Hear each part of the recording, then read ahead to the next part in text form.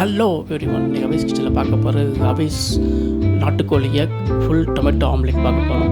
இதுக்கு தேவையான ஐட்டம்ஸ்லாம் பட்டரில் ஃப்ரை பண்ண போகிறோம்.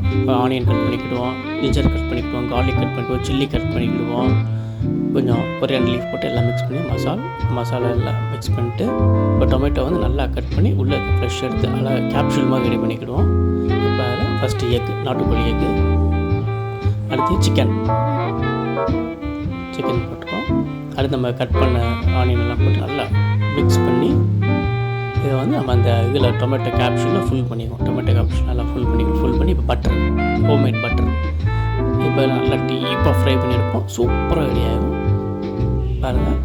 சூப்பராக டேஸ்ட் பண்ணி பட்டையை கலப்போம்.